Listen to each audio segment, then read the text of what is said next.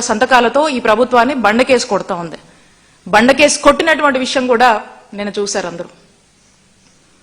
ఇక పీపీపీ అంటూ దానికి ఏవేవో అర్థాలు వీళ్ళే క్రియేట్ చేసి మళ్ళీ ఇంకేదో డైలాగులు మాట్లాడుతూ ఇక ఏదేదో దీని మీద ఒక్కొక్కరు ఒక్కొక్కలాగా వాళ్ళకు వచ్చినట్టుగా మాట్లాడుతూ ఏ విధంగా దీన్ని కామెంట్ చేస్తూ ఏ విధంగా దీన్ని హేళన చేస్తూ వెళ్తున్నారో రాష్ట్ర ప్రజలు అందరూ కూడా చూస్తున్నారు. కాబట్టి ఈ కోటి సంతకాలు ఖచ్చితంగా రానున్న రోజుల్లో మిమ్మల్ని దింపడం ఖాయమనేటువంటి సంకేతాలు ఇచ్చారు.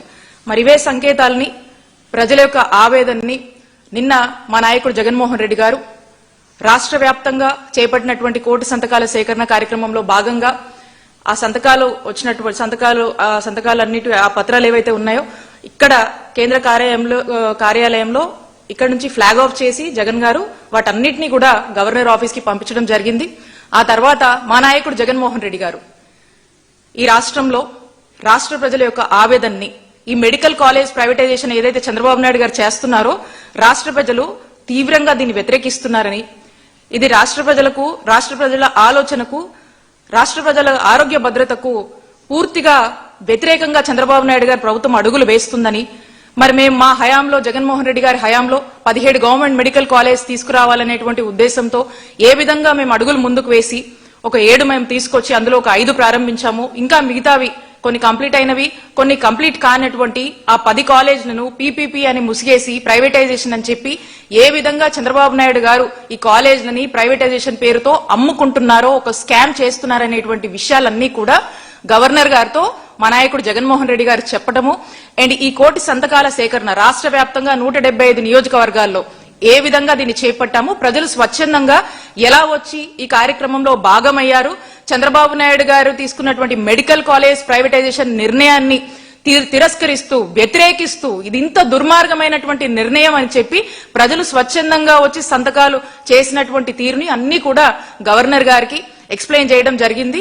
ఆ గవర్నర్ గారు కూడా ఈ రాష్ట్ర ప్రజల పట్ల వాళ్ళు పడుతున్నటువంటి ఇబ్బందుల పట్ల జగన్మోహన్ రెడ్డి గారు ఇచ్చినటువంటి వివరణతో వారు కూడా అవన్నీ విని వారు కూడా చాలా సానుకూలంగా స్పందించారు. ఈ ఆవేదనని ఈ బాధల్ని ప్రజల పక్షాన ప్రజల గురించి ఆలోచించమని చెప్పి కూడా జగన్మోహన్ రెడ్డి గారు గవర్నర్ గారికి చెప్పడం జరిగింది. మరి వారు కూడా ఒక బాధ్యత గల వ్యక్తిగా అర్థం చేసుకున్నారని చెప్పి మేము భావిస్తా ఉన్నాము. ఇక మనం చూస్తా ఉన్నాము ఇక చంద్రబాబు నాయుడు గారి నిర్ణయం ఈ పీపీపీ అని చెప్పేసి ఈ ప్రైవేటైజేషన్ అని చెప్పేసి తీసుకున్నటువంటి ఈ దుర్మార్గమైనటువంటి నిర్ణయం ఈ కోట్లాది మంది ప్రజల ఆరోగ్య భద్రతకు గొడ్డలి పెట్టు లాంటి నిర్ణయం అని చెప్పి తెలియజేస్తున్నాం. ఎందుకంటే ఇది ప్రజల ఆరోగ్యానికి గ్యారంటీ లేకుండా చంద్రబాబు నాయుడు గారు తీసుకున్నటువంటి ఒక దుర్మార్గమైనటువంటి చర్యగా రాష్ట్ర ప్రజలు దీన్ని చూస్తా ఉన్నారు.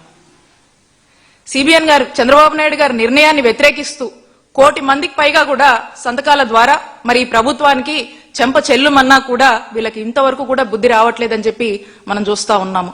మరి రాష్ట్రంలో ప్రతి పౌరుడు కూడా స్వచ్ఛంద సంస్థలు కావచ్చు, ప్రజాస్వామ్య వాదులు కావచ్చు, అందరూ కూడా ఈ నిర్ణయాన్ని తప్పుపడుతున్నా వీళ్ళకి ఎందుకు ఎక్కట్లేదో, ఎందుకు అర్థం కావట్లేదో మనం చూస్తా ఉన్నాం. ఇప్పటికైనా కూడా ఆయన భేషజాలాలు వదిలేసుకొని ఇక ఈ యొక్క మెడికల్ కాలేజ్ ప్రైవేటైజేషన్ నిర్ణయాన్ని వెనక్కు తీసుకుంటే బాగుంటుంది అని చెప్పేసి మేమంతా కూడా డిమాండ్ చేస్తా ఉన్నాము. తీసుకోకపోతే ఈ ప్రజా ఉద్యమాన్ని ఇంకా కూడా కొనసాగిస్తాము, దీన్ని లీగల్ గా ఫైట్ చేస్తాము, కోర్టులను కూడా మేము ఆశ్రయిస్తామని చెప్పి తెలియజేసుకుంటూ వైఎస్ఆర్ కాంగ్రెస్ పార్టీ పోరాడుతూనే ఉంటుంది ప్రజల పక్షాన అని చెప్పి మరొకసారి తెలియజేసుకుంటా ఉన్నాము. అకార్డింగ్ టు ఆర్టికల్ 21 మనకు తెలుసు మన కాన్స్టిట్యూషన్ లో ప్రతి పౌరుడు కూడా విద్య వైద్యం అనేది ఇట్స్ అ ఫండమెంటల్ రైట్. మరి ఈ యొక్క ఫండమెంటల్ రైట్ ని ఈరోజు కాపాడాల్సినటువంటి ప్రభుత్వమే, కాపాడాల్సినటువంటి ముఖ్యమంత్రి గారే మరి ఈ రోజున బోడిగుంకి మోకాలకి ముడిపెడుతున్నారు. ప్రజాస్వామ్యంలో ఈ ప్రజలు ప్రభుత్వాలను ఎన్నుకుంటారు. ఎన్నుకొని అధికారంలోకి వచ్చినటువంటి ఈ పాలకులంతా కూడా ప్రజల యొక్క కనీస అవసరాలు విద్య, వైద్యం, లా అండ్ ఆర్డర్ మెయింటైన్ చేయడం ఇవన్నీ కూడా మినిమం బేసిక్ థింగ్స్ ఈ ప్రభుత్వం కాపాడాల్సినవి. మరి ఏదో ఈ పీపీపీ మోడల్ అని చెప్పేసి దీని గురించి గొప్పలు చెప్పుకుంటూ ఏదేదో కబురు చెప్తా ఉన్నారు. నేను ప్రశ్నిస్తున్నాను చంద్రబాబు నాయుడు గారిని, మరి లా అండ్ ఆర్డర్ కి సంబంధించినటువంటి శాంతి భద్రతలు కాపాడేటువంటి మరి పోలీస్ స్టేషన్లు కూడా పీపీపీకి ఇవ్వచ్చు కదా, ఇస్తారా? హాస్పిటల్స్ ని ఇప్పుడు ఈ మెడికల్ కాలేజ్ ని వీటిని ఇస్తున్నారు కదా, ఇవ్వాలని ఆలోచన చేస్తున్నారు కదా. మరి లా అండ్ ఆర్డర్ కూడా కీలకమే. మరి ఆ పోలీస్ స్టేషన్లు కూడా పీపీపీ మోడల్లో ఇస్తారా? మరి చంద్రబాబు నాయుడు గారు చెప్పండి. ఈ రోజున ఇంతమంది వ్యతిరేకిస్తున్నా కూడా మరి చంద్రబాబు నాయుడు గారు ఈ పీపీపీ విధానం ఇదేదో నేషనల్ మోడల్ అని చెప్పి, ఇంకా చాలా గొప్ప మోడల్ అని చెప్పేసి ఇంకా ప్రజల్లోకి ఇంకా కూడా ఇదే విషయాన్ని పదే పదే పెనిట్రేట్ చేసే ప్రయత్నం చేస్తా ఉన్నారు. అందుకే ఇదేదో ప్రజల జీవితాలు పూర్తిగా దీన్ని మార్చేసేటువంటి మంత్రదండంలా కూడా మరి చంద్రబాబు నాయుడు గారు దీని గురించి చెప్తా ఉన్నారు. కాబట్టి ఈ పీపీపీలో ఆయన అంటా ఉన్నారు కదా, ఈ పీపీపీలో రోడ్లు వేయడం లేదా, గుంతలు పూడ్చడం లేదా అని చంద్రబాబు నాయుడు గారు మాట్లాడుతూ ఉన్నారు. అవును, కరెక్టే, రోడ్లు వేస్తున్నారు, బానే ఉంది. మరి రోడ్లకు పీపీపీ పేరుతో అడ్డం పెట్టుకుని రోడ్లకి మరి ఈ టోల్ ట్యాక్స్ తీసుకుంటున్నారు కదా, ఆ టోల్ ట్యాక్స్ ఛార్జీలు అన్ని ప్రజల మీద ఎంత పడతా ఉన్నాయి? చాలా పెద్ద ఎత్తున లేజేస్తున్నారు కదా. ఏ విధంగా అయితే మరి పీపీపీలో రోడ్లు వేసి టోల్ ట్యాక్స్ పెద్ద ఎత్తున వసూలు చేసి చేస్తున్నారో, ఖచ్చితంగా ఇప్పుడు పీపీపీ అని చెప్పి దానికి ప్రైవేటైజేషన్ ఆఫ్ మెడికల్ కాలేజ్ అని చెప్పేసి హెల్త్ ట్యాక్స్ కూడా వసూలు చేస్తారు కదా. అదే కదా మీరు చేయబోతుంది. రాష్ట్ర ప్రజల దగ్గర నుంచి హెల్త్ ట్యాక్స్ వసూలు చేయబోతున్నారు కదా పీపీపీ అని చెప్పి. అదే కదా దీని అర్థం.